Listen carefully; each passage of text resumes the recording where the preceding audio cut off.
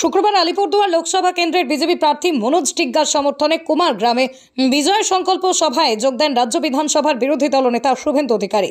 এদিন সন্ধ্যায় এই জনসভা শুরু হয়। জনসভার প্রধান বক্তা ছিলেন বিরোধী দলনেতা শুভেন্দু অধিকারী। এদিন তিনি রাজ্য সরকারের বিভিন্ন তুলোধনা করে বক্তব্য রাখতে দেখা যায়। আমাদের মধ্যে উপস্থিত আলিপুরদুয়ার লোকসভা কেন্দ্র আমরা 4 লক্ষ ব্যবধানে জিতব এবং শুভেন্দুরা এখনই জয় শ্রীরামের ধ্বনিতে বুঝিয়ে দেব। আলিপুরদুয়ার জেলা, আলিপুরদুয়ার লোকসভা 4 লক্ষ ভোটে জয় হবে আমাদের আওয়াজের মধ্যে দিয়ে। জয় শ্রীরাম।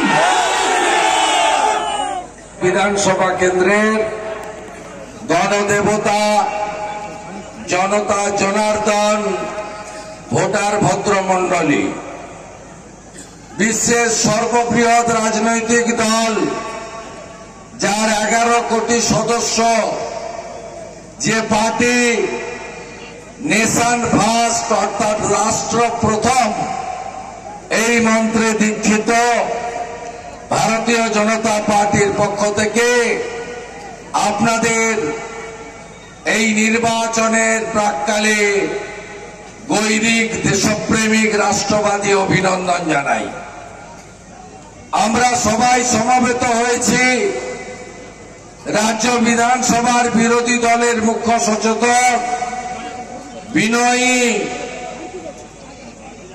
এবং স্পষ্টভাষী একজন সৎ সজ্জন এবং সৎ পরোপকারী চা বাগানের শ্রমিক থেকে উঠে আসা একজন উত্তরবঙ্গের জনজাতি মূলবাসীদের প্রাণের নেতা, সকলকে নিয়ে যিনি চলতে জানেন, যার হাত ধরে আগামী দিনে মোদিজির নেতৃত্বে আলিপুরদুয়ার বিকশিত হবে, পল্লবিত হবে, সুশোভিত হবে, আমাদের প্রার্থী মাননীয় মনোজ টিগ্গা মহোদয়।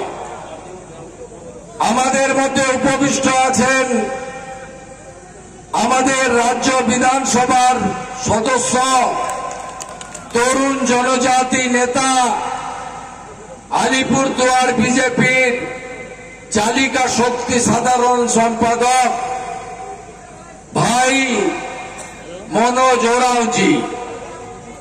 আমাদের মধ্যে উপবিষ্ট আছেন ক্লাস্টার ইনচার্জ কোচবিহার আলিপুর জলপাইগুড়ির জেলা নেতা মান্যবর বিধায়ক সম্মানীয় নিখিল রঞ্জন দে মহোদয়।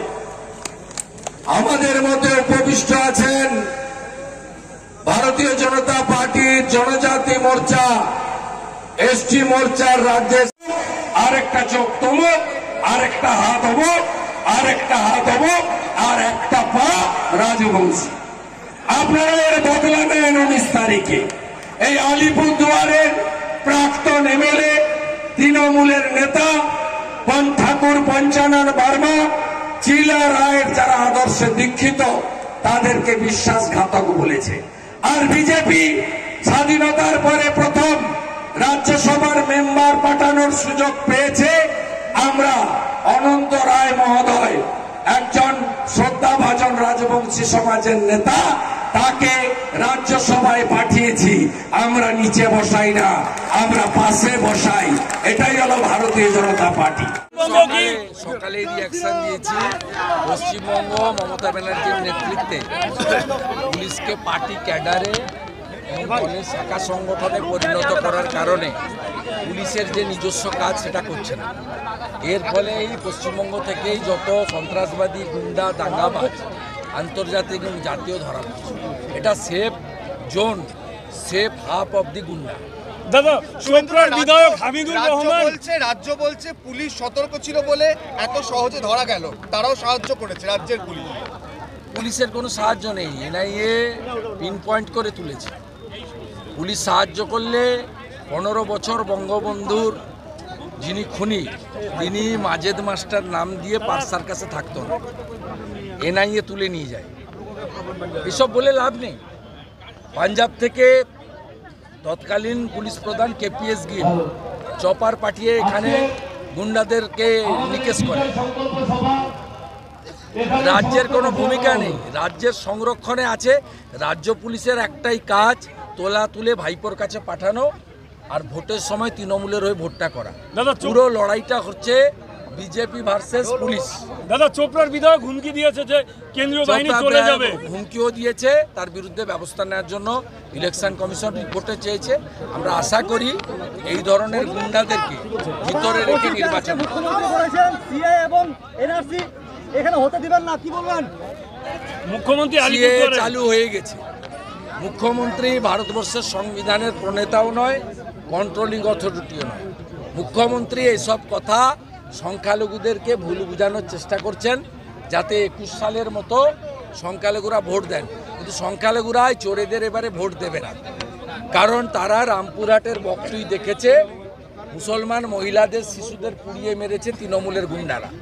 সম্প্রতি গার্ডেন রিচ দেখেছে ফিরাদ হাকিম আর শামস ইকবাল চাপা পড়েনি, যে 12 জন মারা গেছে 12 জনই সংখ্যালঘু মুসলিম।